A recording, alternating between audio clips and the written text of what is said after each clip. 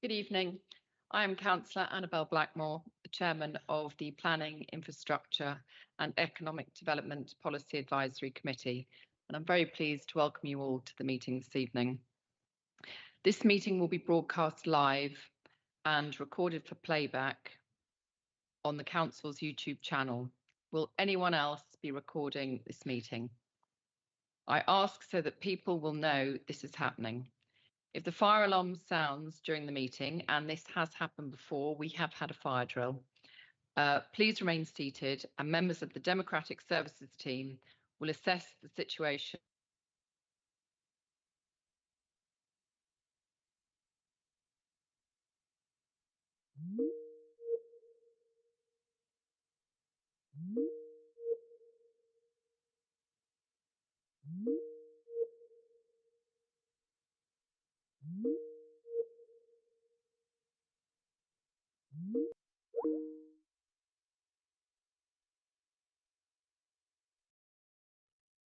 And Councillor Reardon substituting for Councillor Spooner.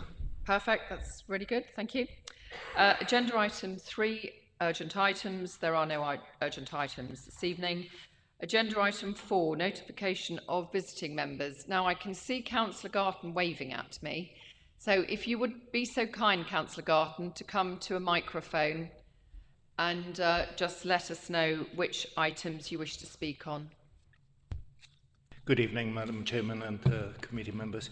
Item 13, please, the overarching conservation area management. Please. Item 13, perfect, thank you very much. Agenda item 5, disclosures by members and officers. Are there any disclosures by members and officers? Are there any disclosures by members and officers? No, nothing? Okay, thank you. Agenda item 6, disclosures of lobbying. Are there any disclosures of lobbying? None, thank you.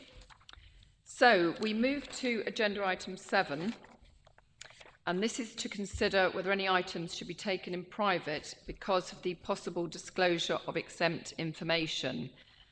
Now, agenda item 14 is in respect of the Bearsted Road improvements and the Maidstone Borough Council contribution. And I'm going to move that this is taken in closed session due to the likely disclosure of exempt information. And this is for the reasons specified after we've applied the public interest test. Is this agreed, members? Thank you. Agenda item 8, the minutes of the meeting held on the 29th of January. They can be found on pages 1 to 4 of your agenda pack. I move that these minutes are agreed. Is that agreed, members? Thank you. Agenda item 9 relates to the forward plan, which can be found on page 7 onwards. Are there any comments that anyone would like to make in connection with the forward plan? In that case, I move that the forward plan be noted. Is that agreed, members? Thank you. So we now move to agenda item 10, which is the third quarter financial update and performance monitoring report found on page 11 of your agenda pack. We've got Miss Benville and Mr. Lovegrove joining us this evening, so welcome. No, that's okay. If we could just switch our phones to silent, if that's all right. Don't worry, Councillor Comance, we all forget. We're all human at the end of the day. So I will move to Councillor Cooper, please, to present the item. Councillor Cooper. Thank you very much, Madam Chairman. I think we all want to know what Ashley Kimantz is smiling at now. Clearly something of note has arrived. Let's hope it's my financial update and performance monitoring report that's making him smile so much. But before, members, we've got the third quarter finance performance and monitoring report. I think in general it is largely a good news story. As we can see within planning and infrastructure, there is a modest underspend for the year. I think we need to take that in a positive spirit. You know, we're in the on the basis that there are some revenue streams where we have done better than expected, and certainly we haven't been spending money unnecessarily. It is very important to note the areas where there are significant variances, so that we can consider whether our targets and forecasts are accurate for next year. Largely, this is development control advice and majors. We're at the point in the local plan pre-adoption where we're unlikely to get the amount of majors that we would normally get. I think as well, in addition to that, where we are in the economic cycle would suggest that particularly volume house builders aren't going to be pushing development at that stage. We know these things are cyclical, and we know that if we're going to get the numbers which are in our local plan review, then this will repair itself. So I think that explains that. It's not necessarily a good position to be in regardless. Business Terrace, which is the first floor of Maidstone House, the service costs were significantly higher than forecast, and there are also a couple of vacant units which I know we want to ensure that we have full occupancy there. Similar situation with the Innovation Centre, overspend on running costs where costs weren't factored in correctly at the beginning. So long before I became the cabinet member, when the Innovation Centre was first dreamt of, there was an underestimate on the business rates that would be required there, and obviously there are running costs, and then obviously the mid-Kent planning support service for the same reasons that I have discussed previously, and obviously with in terms of the Park and Ride, there was Park and Ride is in there which no longer exists, so that will be removed from future years. And Sanding Road car park, the running costs were lower than originally anticipated. We move on, members, to the key performance indicators, and I'm pleased to say the last couple of times I've brought key performance indicators before you, they've largely been very good. We're in a very good position with the KPIs, and I think we are still in that position. I could blow my own trumpet and run through all of them, but I think Councillor Cleater doesn't look too excited at that prospect. So if there are any questions, either myself, Carly, or Adrian will be able to answer them. But otherwise, this is for noting. But thank you very much, Madam Chairman. Thank you, Councillor Cooper. So, Mr Benville and Mr Lovegrove, do you have anything you'd like to add to that, to Councillor Cooper's introduction? Are you absolutely sure? Well, no doubt we will have some questions. So, members, are there any questions? Who would like to go first? Please don't be shy. No? Yes. In that... Yes. Oh, sorry, Councillor Cleater. Yeah. Just a quick query around Maidstone House. I've never known you, Councillor Cooper, be slow at coming forward at blowing your own trumpet. I'll just say that. What are we doing to actually try and reduce that, to get more tenants in? And how are we doing that, and who are we looking for to get them in? I'm glad you asked that, actually, because I do have an opportunity now to blow my own trumpet. But, Madam Chairman, in response to Councillor Cleater's answer, so specifically on the business terrace, obviously when people move out, that is a good thing because it generally means that businesses have grown, so they move beyond our reach. So clearly we look for new ones, and we have to ensure that we price ourselves competitively. More importantly, though, we want to make sure that as businesses grow, we can provide somewhere for them. It is good for the council's funding, and it is good for small businesses. And to that end, we have won some money from a grant from KMEP, Kent Medway Enterprise Partnership, to essentially, for want of a better word, do up floor one, to expand the business terrace and turn it into a grow-on space. So not only is that good for small businesses which are growing in our borough, and small businesses are growing that still require support, but it is also good for the finances of this council, because we're going to be recouping rent from them, which we can then spend on our core services. So in answer to Councillor Peter's question, obviously we're always looking for more tenants, and we have grant funding to ensure that we can provide a better offering for them and get more of them in. Thank you. Councillor Cleater, do you have any other questions? Are you sure? Okay. Does anyone have any further questions? Any further questions, members? No?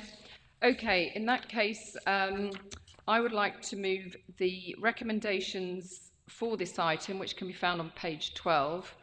I'm going to take them all together, recommendations 1, 2, 3 and 4.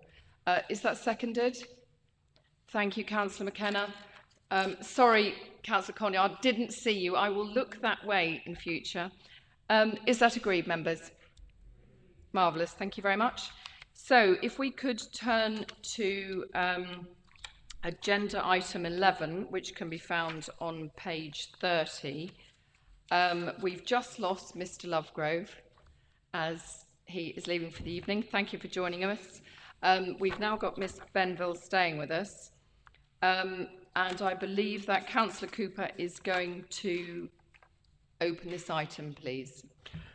Thank you once again, Madam Chairman. So the background to this report is obviously we have KPIs so that our performance as a council can be monitored. Now clearly that means that on occasion I have to sit before you, Madam Chairman, and squirm, but I think that's a good thing. So the background is that the OFLOG, the Office of Local Government, have launched a new online tool, and what that will allow pretty much Joe Public to do will be to compare how councils up and down the land are delivering their services in line with a number of key performance indicators, which sounds very exciting, but it you know, on a serious note, it is an important thing because we do need to view ourselves in line with our peers, and clearly where there are issues where we are lacking, we need to make sure that those are improved.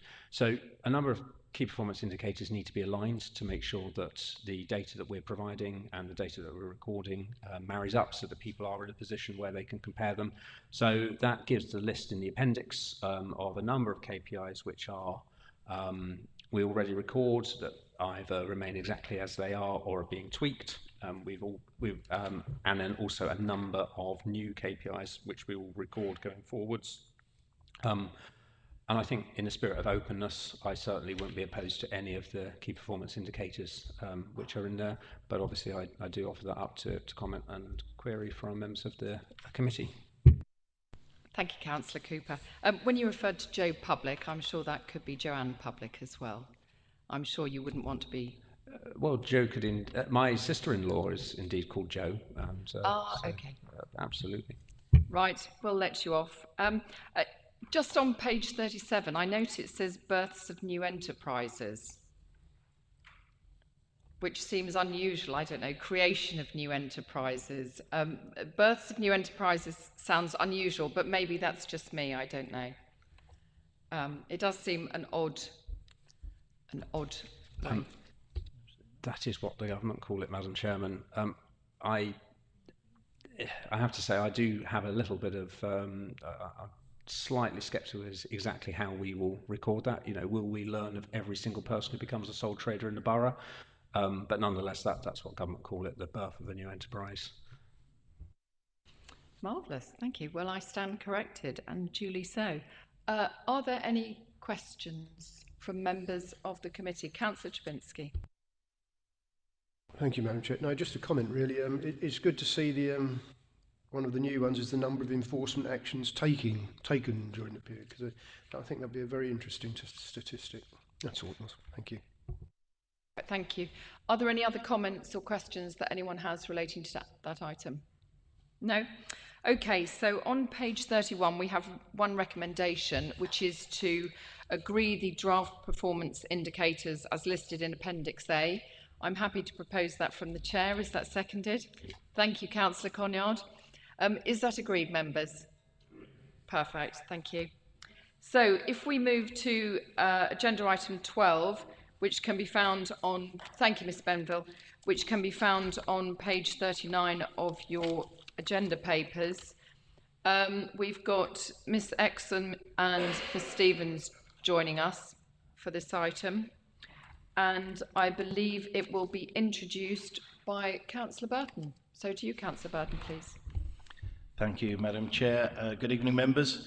I think we've all seen the evolution of the town centre strategy work. From day one, I think we identified opportunities to improve lighting in the town centre, all the sentiments of the increased feeling of safety and showing off our heritage assets, and also identifying opportunities to improve greening, pockets of greening, new areas, and refurbishing some that already exist. Two aspects that have been well supported from the beginning of the work. We're now faced with a moment where some of the funding that is available to us, the UK Prosperity Fund in particular, is time sensitive. And it's a good thing. It means that we must get on and start to deliver some of these. So these two streams of work are decoupled from the ongoing work of the town centre strategy, which I think we all realise is a much more complex feast than originally anticipated, and awaits some further evidence base about retail capacity and the like, and some more macro reshaping. But here and now, we have an opportunity to progress greening and lighting.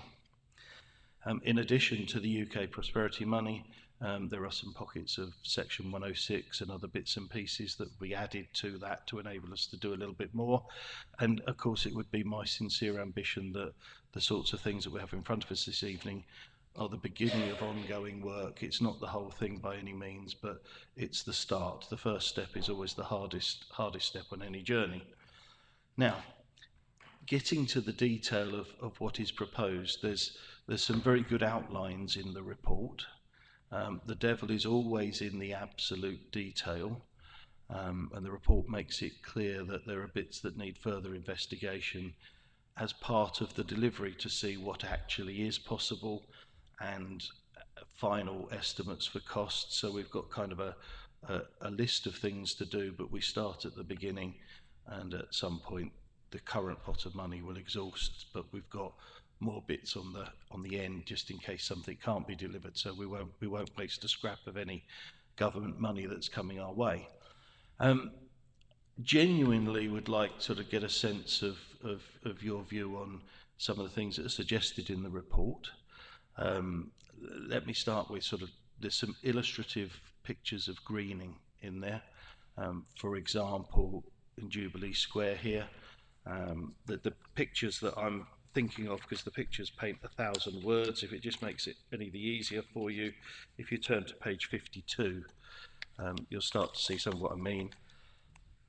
An early indication of your view of, for example, on Jubilee Square, the practicalities of putting that kind of edge to the square, whether that enhances its use as a public space. I'm thinking of parades through the town and the like, or whether we think that the softening that this does.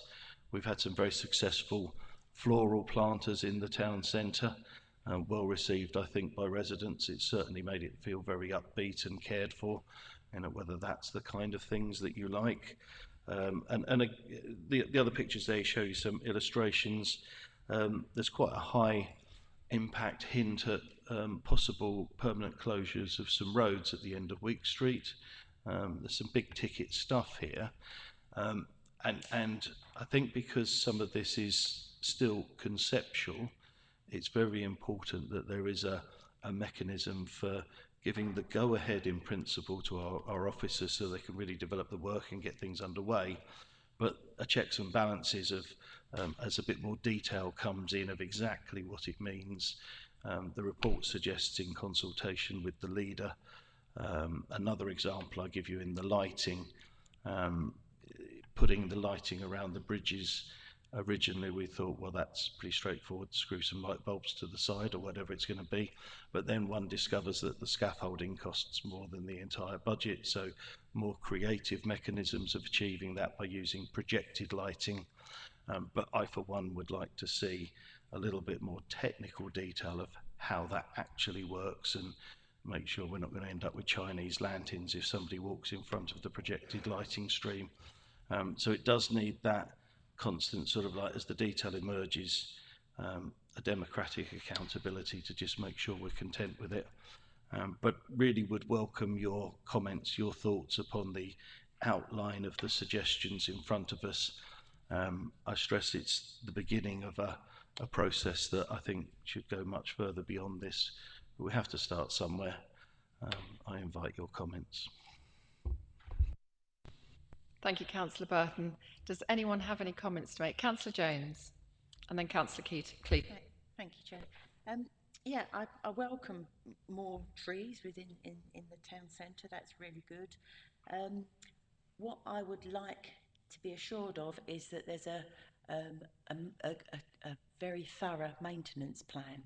So many times you see councils across the country, they plant these poor trees, surround them by concrete, and then they wonder why they die. Well, they're going to die because they have got no, you know, no access to water or anything. So this is all very well, but they must be maintained properly. And I'm assuming that where you're lifting the granite stones, that the soil will be properly prepared, and you give these poor things every chance, an opportunity to live. Councillor Burton, do you want to come back? A couple of very good points there. Firstly, trees are very difficult in the town centre because where you want their roots to go, you're competing with telecoms and utilities and gas mains and sewage mains, and that has to be very, very carefully thought about with tree pits or limitation on anticipated growth and all the rest of it. So, you know, our parks team they're quite expert in these things. It does mean you can't whack in as many trees as you'd like to, but it will be very carefully thought about. Your point about maintenance, that's something that I've constantly thrown into the thought process of preparation here. I'd like a little bit more detail of what the maintenance costs are, but it's a little bit chicken and egg until we get the precision of what our works are going to be. But you will see the report specifically identifies that there needs to be a growth item in next year's revenue budget. So it's front and centre for maintenance, and it's not just about watering those trees. You know, I think of, for example, Remembrance Square, just sort of behind us where we sit now. There's been times when that's needed more love, care and attention, and inevitably these things come down to money. So absolutely, you're right. Let's identify that, be upfront with ourselves, and make sure there is really good provision to keep whatever new stuff we do. And it applies to the lighting as well. There was something I meant to mention on the lighting, because one of the quite pricey bits of it is having a management system so that we don't need to pay somebody to go around and check the light bulb's still working, but we'll have the feedback, the digital connectivity to everything, the Internet of Things, however you want to describe it, and we'll know, so that then we'll know maintenance needs to be performed here or there. And again, there's a cost to that, but actually that's a very efficient way of approaching it, and that's the kind of technology we need to embrace. You'll see the report mentions that there's a couple of the lighting proposals that it might be difficult to connect to that too, because we're going to use solar. I don't believe that for 1 second. I absolutely believe the technology exists to make sure it is all connected up. The lighting guys don't know quite how they're going to do it, but I think we should insist that that's part of it, and that we have that ongoing surveillance, make sure everything's working, know where to efficiently deploy our resources, and have the core revenue budget, as you suggest, in place to do it. Thank you, Councillor Burton. Councillor Jones, did you have anything further to add? No. Councillor Cleater. Thank you, Madam Chairman. Couple of questions. Really positive proposals. However, I'm looking a bit further ahead because I can see seating and planting at the junctions of Brewer Street, Union Street, St Faith Street. They've tried this before at the junctions with Brewer Street, and a bit like you were saying, no maintenance, that the stuff died, but also there's significant antisocial behaviour there. So a bit like you were saying about Councillor Jones, about making sure we got the maintenance, we need to make sure if we're going to invest this money that we need to ensure there's security and keeping abreast of things. The other thing is Gabriel's Hill, planters at the entrance of the mall. Again, I don't know if anyone here uses the Boho Cafe. Other cafes are available in Maidstone before I say anything. But the owner there has a constant battle with people littering and trying to keep that nice bit clean. So I think as part of this is having to integrate it, we need to make sure that our other services are involved to make sure that we maintain this. Otherwise, we'd be wasting money. The lighting is very welcome. I think you're right. I think we can look through the technology. I think solar is the way to go. And I think that it will make places more inviting to come to, especially, I will say, for women. Because I have to walk, my surgeries at Brewer Street, it is an uncomfortable place to walk sometimes, at various times of the day. And I think we just need to make sure we get all, it's a joined up approach to getting it being a really lovely place to walk down and come. Thank you. Thank you, Councillor Cleater. I think it's interesting, actually, that there are still dark corners where it does feel a little bit, I don't know, one can feel a little bit insecure. Did you want to come back on that, Councillor Burton? Just a small response to that, and I agree with what you're saying. I am a little bit nervous about some of the proposals at the Week Street end. What makes me nervous is they are actually dig up bits of tarmac and paving and put some permanent stuff in, and I tend to favour more I'm calling it the transportable planting system. So maybe a bit upscale on what we've had in the High Street, the floral displays, and for two reasons. If we get a major issue where something gets damaged, move one out, move one in very efficiently, keep the standards really high. And, you know, sometimes there's some adverse consequences if you put a nice bench here, and we never really thought people would do all those things behind the bench. Well, if it's a bit more, you know, big lumps of stuff that can be moved around like chess pieces, I personally subscribe to that, giving us a bit of flexibility and constantly keeping the standards high. You know, if the committee like the sound of that approach, it might be useful for you to say so in your recommendation or otherwise. But as I say, if it has the filter of the leader, whoever that will be, or whoever they appoint to see this through, we've got some sort of say in that. Okay, thank you, Councillor Burton. Did you want to come back on that, Councillor Cleater? Yeah, and just to ensure we do that, are we going to be looking to work with local businesses? Because I think if it's making the place better, we will get more buy-in. If they know that things are going to be maintained, we want to, if you like, top of the range as much as we can afford, and then maybe get some buy-in from local businesses to turn around and say, well, you've made this really nice area, we're going to support you in maintaining that. I think that's a way forward. If we want community to be involved, we have to involve the community. And I think, you know, local residents and local businesses may be up for doing something to improve, you know, that walk through and down through town. The overarching work of the town centre strategy has been very much about engagement with businesses and different organisations, and I think that principle certainly covers this small part of the delivery of that. So, Councillor McKenna. Thank you, Madam Chair. Councillor Burton sort of took the words out of my mouth at the end there. So I remember when we got this money, it seems a long time ago, a year ago, so I'm surprised it's taken as long as it has to get to this. And what I can see from everyone's questions, I'm not sure if this is really questions or observation, but Councillor Burton's rebuttal to all of them just shows that we need to have the leader, whoever that may be, with that say of the detail, because there are elements there that are very, very woolly, and you know, you've only got to take the look at the solar. You know, that just can work. There's no, you know, it works in our own home, so it can work on a, you know, on a larger scale. So, you know, I think the money is fantastic.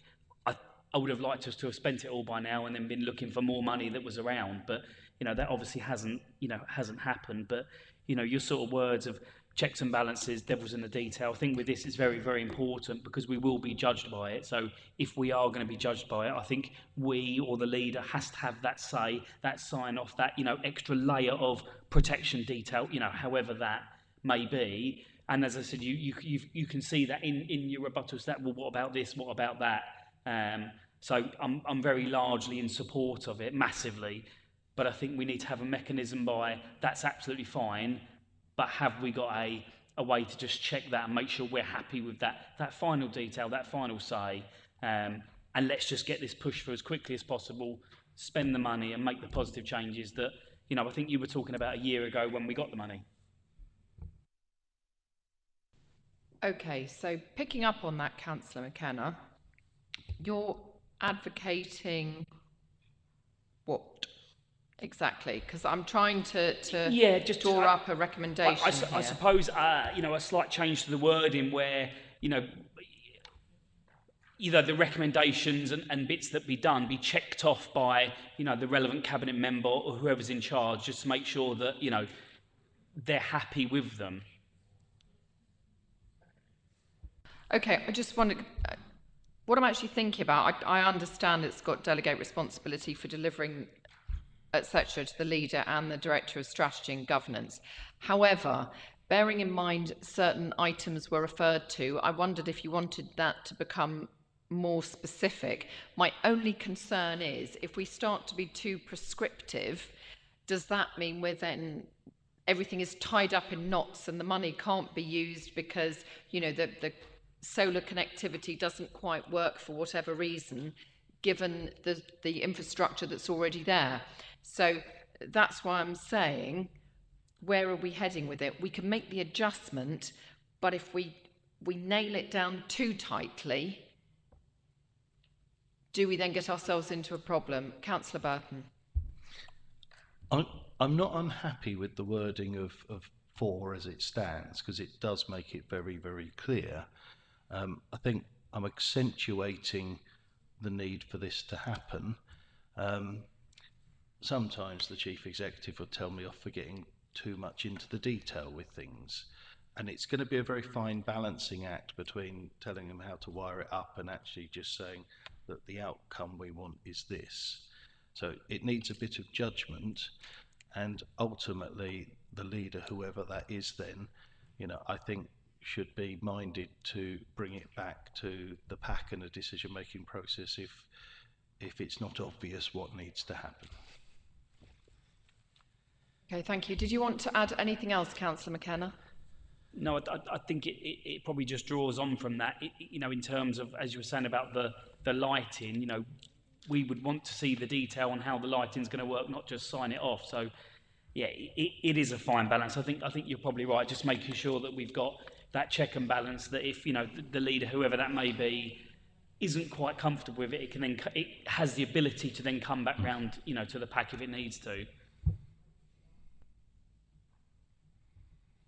Just out of interest, how long do you think it would take, Councillor Burton, for a programme to be drawn up? Because if the item does come back here, then we need to be mindful of what sort of timetable or what timeline we're setting. So in my head, I'm thinking June, but then we've got an election in the way, so then it becomes July. I'm not saying the detail must come back. I think you've got to rely upon the judgment of the director and the leader, that if it fits with the ambitions and the overarching delivery, it's get on and do it. But there's the officer technical part of it, and there's the responsibility to make sure the leader, whoever they are, that they think it accords with members' wishes, and bringing it back is only an emergency measure if the two were on different pages. But by giving the responsibility to the director, the delegated authority to place the orders, spend the money effectively is there, get on and do it. But the democratic representation is, yeah, happy with that. Ooh, oh, well, we found a compromise, yeah, happy with that. Or showstopper, we need a separate decision. I think that sounds very similar to a progress update, doesn't it? So if we were to have an update in, 3-4 months' time, just to find out how the matter's progressing. I think the matters that we'd bring to you are decisions rather than progress updates. Indeed, but there is no harm in the committee asking for an update if they so choose. It's my understanding we can ask for whatever we desire. If only you had overview and scrutiny powers, but anyway, I'll leave that back at the full council the other week. Indeed. Councillor McKenna. Yeah, I'm not trying to overcomplicate it. I just want to have that, that just in case, because in an ideal world, it all works in the right way. It was, I'm not suggesting that every single item is going to come back. It's just the case of if we don't think something is lining up and it's not in the best interests, then it can come back. It's just that extra layer of protection. It may never happen. But for example, let's say everything goes ahead with the light, the lighting of the bridge. We have no idea how it's going to look, no idea how it works, and it doesn't work. It would have been nice just to have that final say of, actually, did you think about that? Does that make sense? I'm sure it all will work out, but it's just to have that little, as David says, that check and balance, that just that sign off. We like the idea of the lighting. Can we see the detail of how that's going to work? Well, actually, I'm not sure that's going to work. Or actually, yeah, that's absolutely fine. It's just that extra level of detail. I'm not trying to overcomplicate it and delay it. I just want to make sure that we're doing the right thing. Well, I suppose there's always other mechanisms, aren't there? So, for example, that could be questions at Cabinet, that could be questions at full council as to, progress update. Maybe that's the better forum for it to be, rather than specifically coming back here. And if something were to come out of an update at full council via the leaders' report, then we'll either take it to overview and scrutiny or we bring it back here. I think that would be the way that I would approach it. I don't know how members feel about that. May I just quickly add, I think to give you an undertaking that we'd provide regular updates by way of an all-member bulletin. This bit of work's happening, that's happening. There's no disinclination to share good progress. It's only if there's bits that need deeper thought. Okay, so did you have any further questions, Councillor McKenna? No, okay. Councillor Trubinski. Thank you, Madam Chair. I'm fully in favour of this. In fact, I've noticed some business owners already started having tufts of grass growing in their gutters and plants precariously holding on to broken bits of masonry. But actually, what I want to say was, Councillor Cleater stole my thunder, so to speak, because again, I'm more concerned about the security on it. We put nice stuff in.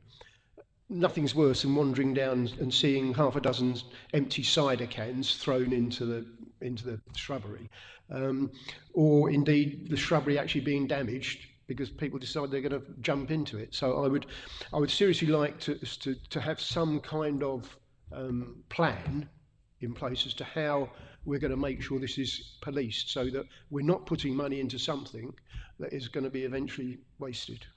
Thank you. I don't know whether Miss Stevens can... it's all right, Councillor Conyard, I'll add you to my list. I don't know whether Miss Stevens can update us on this. It's my understanding, where we've got the current planters within the town centre, that they are watered every so often. Is that right? I'm sure I've seen someone with a mobile thing that waters it. Is that correct? That is correct, mainly for the summer ones, obviously, because it's weather. The winter ones are designed to be more hardy. If we had a very dry spell, we do monitor them. We have staff, but yes, we have water bowsers. We come in and water. We've had hanging baskets in the past that we have to water because obviously the nature of them. So we do have all that in place, and that's part of what's included in this, about having that additional resource to support making sure we water. I mean, when the trees were put in as part of the previous phase work, we took on a lot of that watering as well to establish some of those trees, to make sure, because it is important. There's no point putting something in that isn't going to last. But I think the key word was in your opening statement, monitor. So it sounds as if that's your answer, Councillor Trubinski. They are monitored, and then presumably if they're not doing too well, do they take them out and put something else in? We do. We monitor all sorts of things. Firstly, as you said, if there's antisocial behaviour, we also now working with Involve in the town centre, who are doing some of the planting as well for us, and they report back if there are any issues. But we also monitor as we get to that end of season and we swap over the winter planters to the summer planters. We may take some away, but condense. So we sort of condense the living plants into fewer planters to make sure we see that through to meet the summer introduction. So a lot of work goes in behind the scenes. It may not instantly appear that, but a lot of work does go in behind the scenes to make sure the planters do get the maximum life, and that we deal with any issues that arise. Perfect, thank you. Councillor Burton, did you want to add to that? Well, I just wanted to emphasise that throwaway line in the report about this will appear as a growth item in next year's budget making process, and it'll be tough because I think we're all agreed we need to put a few more pennies behind maintaining this good stuff. I think it probably goes a little bit further than that, and I immediately think of the condition of the mill pond.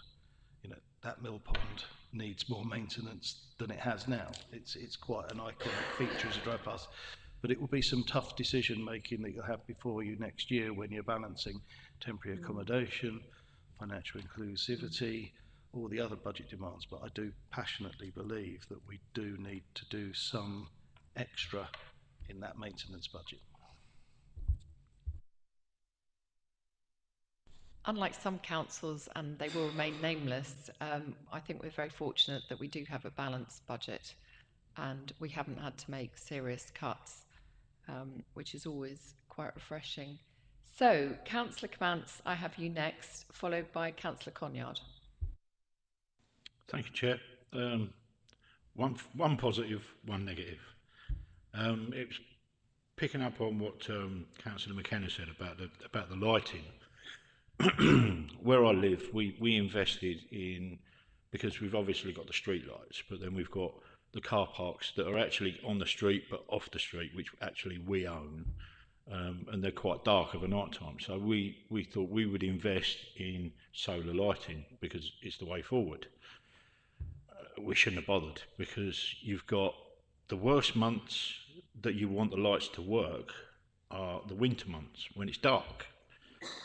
But there's not enough light during the day to charge them so that they're light long enough. They work, but they're only light up until about 10 o'clock at night, and then they start to fade. And they are, I mean, we paid a lot of money for them. They're all singing, all dancing. They're these type of lights that they look like a street light. And when you approach them, they're at 30%. But when you approach them and they sense any movement, it goes to 100%. So, you know, we didn't skimp on it, and I would be very, very wary about using solar lighting rather than, you know, you've got the street lights. Why can't we hook into the street lights and you know, wait a little while before until, I mean, we've got until what, 2041 where we've got to be carbon neutral, isn't it? So I'd wait a little while and just make sure that we carry on using the plug-in ones because they work better. Now, I've looked at all of the schemes. I love all of them, especially the green lampposts and green walls, because I've seen, in my travels, obviously in my professional job, I see a lot of green lampposts and green walls, and hopefully soon we'll see one of them green walls up at the hospital, because they were supposed to plant it well over a year ago on the rear car park that we passed. So yeah, I'm happy, really happy with the scheme. Good to have positive feedback, Councillor Cmance. That's lovely. Councillor Burton, did you want to add to that? For some clarity about this solar issue, and I apologise if I've confused things. So this isn't going in the direction of making it all solar if we can. This is identifying a few locations where it's really difficult to get a mains power supply. For difficult, really expensive. So a solar solution is what's suggested in those scenarios, and then it's those ones that there might be some difficulty connecting to the overall management system, although I believe that's surmountable. An alternative solution might be a low voltage power supply, which could be a lot less expensive than putting in mains, cables and all the rest of it. But it's not to go solar per se. These will all be the most energy efficient lighting fittings available anyway. but just where the power supply is not available currently. Is that all right, Councillor Comance? You look happy. Yeah, that's fine. Excellent. Councillor Conyard. Thank you, Chair. First of all, I'd like to say I absolutely love the direction of travel of these. These are fantastic, entirely the right way to be looking at, and long may we continue going down this line. What I'd like to say is not so much a question, since I asked the question prior to this meeting. I had some concerns that have been raised here about antisocial behaviour, not least upon the chairs which were taken up outside the bottom of Brewer Street less than a decade ago because of antisocial behaviour. Prior to this meeting, I raised those with the officers. I got an answer from them about cooperation with the Town Centre Task Force. I'd like to invite them to give the same answer they gave me via email, because I'm sure it will reassure a lot of members. Okay, thank you. I'm not sure who that came from. Miss Stevens, are you able to assist? You look as if you are. Yes, most certainly. It was a case of we appreciate that certain seating areas have been a problem in the past, and so we would work very closely with the CPT within Maidstone, and obviously further with the CSU and the task force to make sure we're considering those locations and putting the right infrastructure in. There's a lot of options, you know, some of which would potentially provide somewhere to sit, but in a very open and very, you know, we're talking about combining with lighting to make sure there aren't dark corners that people can hide behind, or any of the issues we've experienced in that top sort of area of Week Street and beyond into Brentshire Garden. So we're very, very aware of that, and the lessons that we've learnt in the past will most definitely be applied, and we'll be working very closely with the CPT to make sure that's taken into account. Does that help, Councillor Conyard? Do you have any further questions? No further questions. The answer I received in email was absolutely perfect, but I just wanted the other members to hear that. Lovely. Thank you very much. Okay, are there any other questions? Councillor Reardon. Thank you, Madam Chair. I think this is excellent work. It's visually fabulous, safety points of view, it's good for business. Just on Councillor McKenna's points, I agree with where he's coming from, really. I just wondered if Councillor Burton could give us some advice on achieving that on the best way forward, just to perhaps slightly change item 4, really, to accommodate a overall management of it slightly. Well, I think I said, fundamentally, I think recommendation 4 does what it needs to do. The fact that you're speaking out your support for it being conducted in that manner, not that every single micro decision has to come back separately, but if there's a showstopper, then to rely upon the leader, whoever that will be, to instigate a decision-making process that has a wider member involvement if it's needed. So I'm content with the way it's worded currently, and I note the support that you're giving for that approach. I think the other thing is that Ms Stevens did mention about the monitoring as well that already goes on, and the fact they do bring out the water bowsers to water the current planters that they've got, and then they jiggle them around as and when, taking out those plants that have died, moving them around so that they are still live with what's left. I'm not sure, I mean, we suggested an update, that's been dismissed, that can be updated to members at full council. I'm just trying to work out how else we can weave that into this, because here we're talking about the actual design responsibility for the initial project rather than the ongoing maintenance, although there's ongoing maintenance for what we have at the moment. So I'm not sure how we can weave it in for something that's already happening. I don't know whether someone else has got thoughts on that.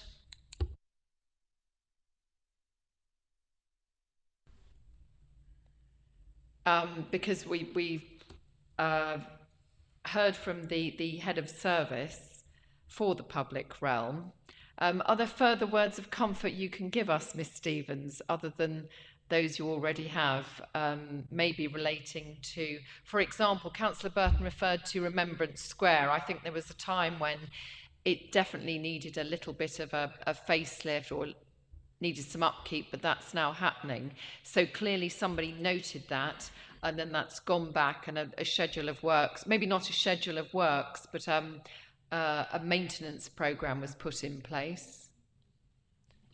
Perhaps to give some other reassurances, there is already a town centre street scene group that has the cabinet member for environmental services on it, and invited the chair of HHE PAC, so along with the ward members for High Street. So through that, there is the opportunity, and that involves the green spaces manager attends, the street scene operations manager attends, plus we have Kent Highways and usually CSU, or we try and encourage CSU to turn up. So through that mechanism, as well as everything that Councillor Burton has said, there'll be the opportunity for the cabinet member to take away any concerns and raise with the leader, and then, or vice versa, bring it back to that group for further discussion. And then if it was felt, it could easily be referred back here or to the other mechanisms that's been spoken about.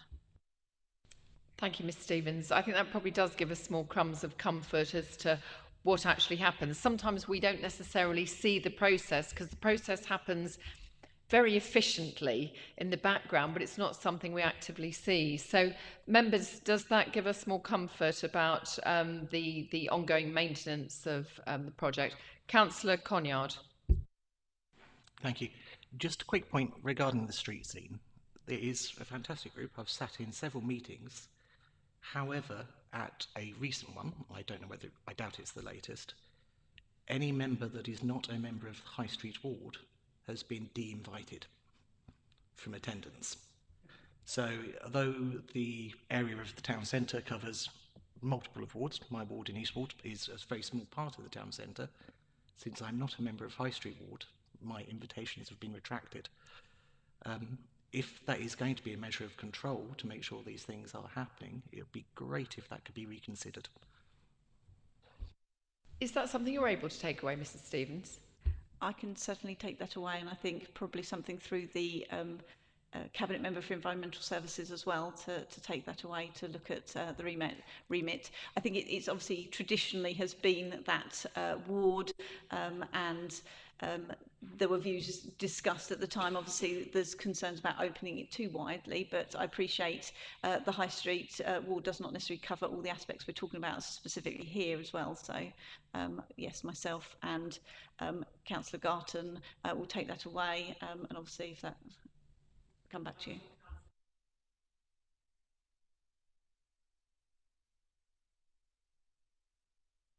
Sorry, my microphone was off. I think Councillor Garton, he's grinning, so I think he's been taking notes, which is quite helpful. So are there any other questions, members, on that item? So if we could turn to page 40, we have 5 recommendations, which I'm happy to move from the chair. Is that seconded?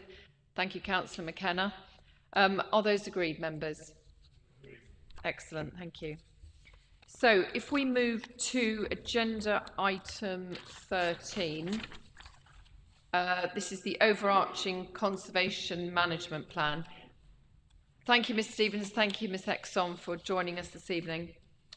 If we move to page 54, we are being joined by another Ms Stevens virtually, and also Ms Gooch in the room. And I believe Councillor Cooper is going to open on this item. And Councillor Garton, would you like to join us at the chair on the end? So there's a microphone, because I know you wanted to speak to this item. Yep, just on, yes, wherever. Wherever. As long as we can hear you and you have a microphone, that's all that matters. Councillor Cooper. Madam Chairman, thank you very much. I've mentioned that this report is coming on a number of occasions, and over the last few months, members will recall that quite a number of full conservation area appraisals have landed at this Policy Advisory Committee, and obviously I have taken them forwards. It takes quite a lot of time to prepare a full conservation area appraisal, and there are a number of them across the borough. several months ago, it was brought to my attention that we can, and not to prevent us from coming up with full conservation area appraisals, but we can, as a stopgap, produce an overarching plan, which we have before us this evening.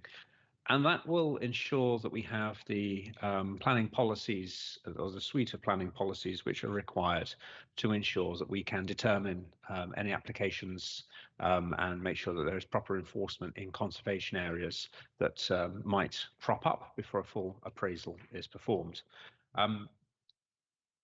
From what I can see, I think that is a perfectly sensible thing, and certainly nobody in this committee has ever suggested that that would be a bad thing. Clearly, before us tonight, Madam Chairman, we have all of the details, so I do fully anticipate that there'll be some questions and comments.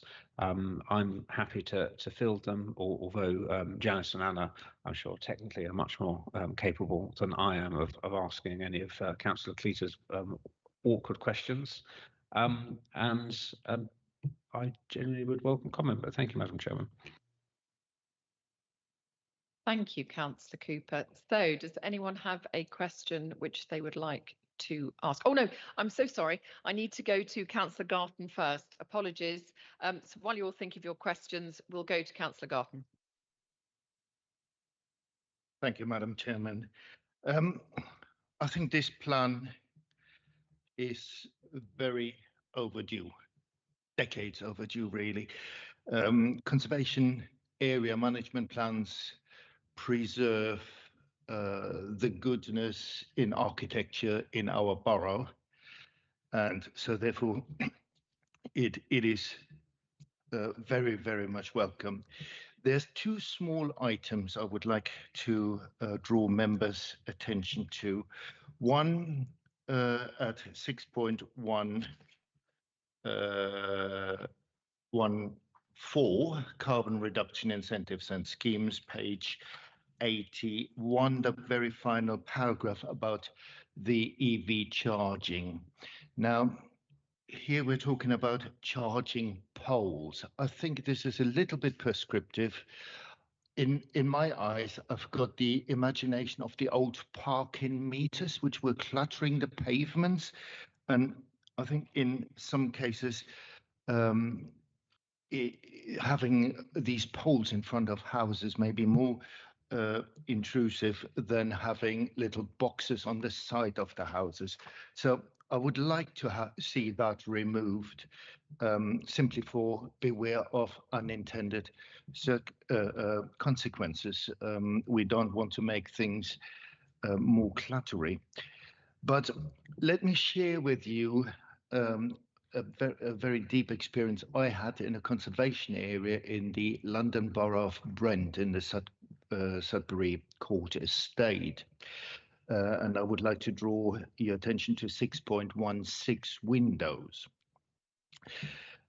The estate where I owned a property for 2 decades or a bit more was a 1930s built estate, very pretty, but the council for almost 15 out of those 20 years I owned the property insisted that windows had to be replaced like for like in timber, and that made a lot of buildings look rather shoddy because people couldn't afford to have windows replaced. Also, the problem was that a lot of these houses were extremely cold because by like for like with leaded glass replacement, we could not provide adequate insulation in these buildings. And residents were very, very unhappy and lobbied the council for, as I said, almost 20 years, until finally the council sort of gave in because technology went ahead, technology went forward. UPVC manufacturers, local businesses, could provide the dog tooth rail even around the windows, do the imitation leading on the windows. It looks almost as good as new in original.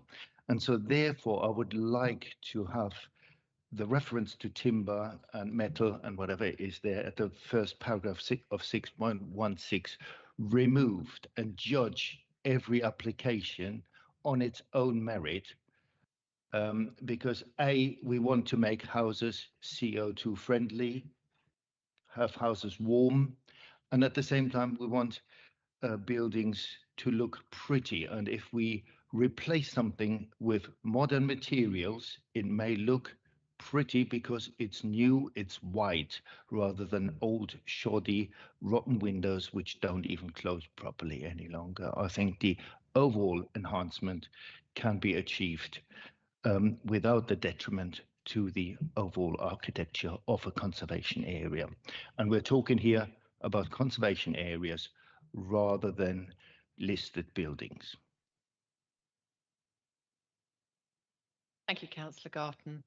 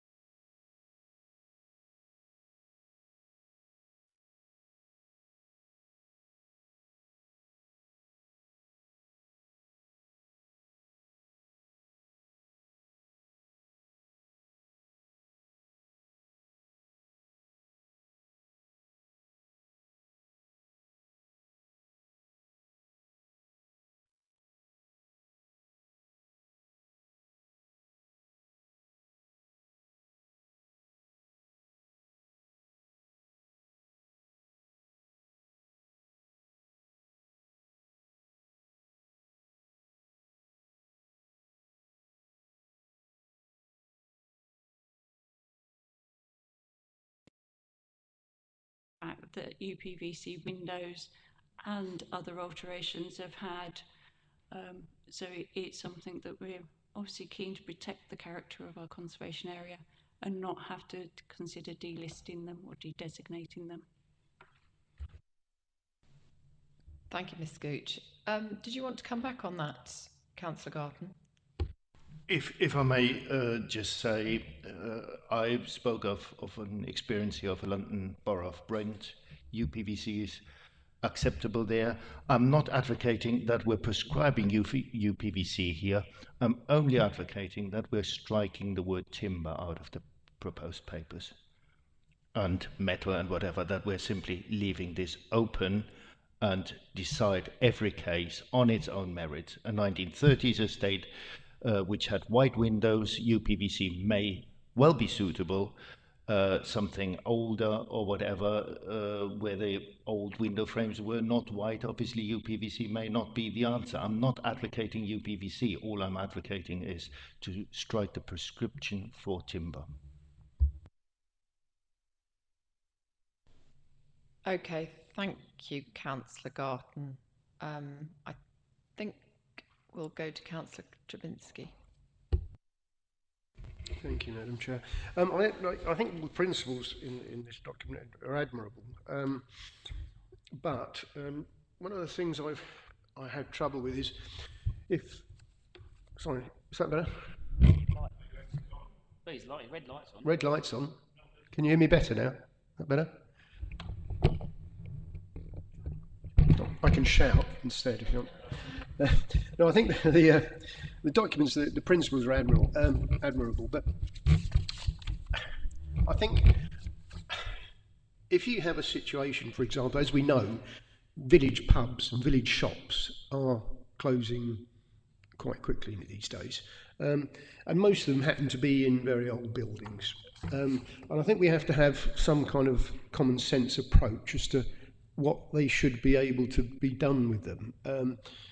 I can think of an occasion, one at the moment, which I probably shouldn't really mention because it's actually under planning consideration at the moment, but it's a pub, and it basically could be converted into 3 affordable dwellings, but because it's listed, it's got to be done, probably going to be done as one big detached house, which we've probably got enough of already, and we could probably do with the separate ones. I remember another case on planning where there was an old Kent barn, which had planning applications about 5 years ago.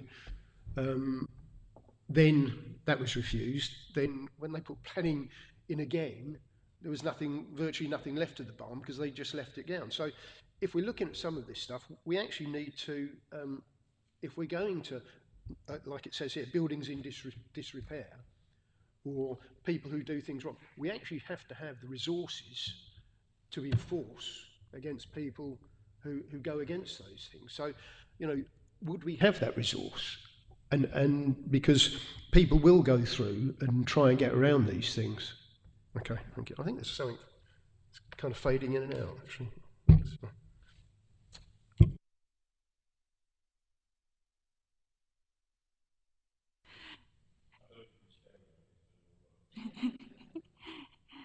Thank you. We do have a full enforcement team at the moment, and they are picking up more and more listed buildings and conservation area enforcement actions.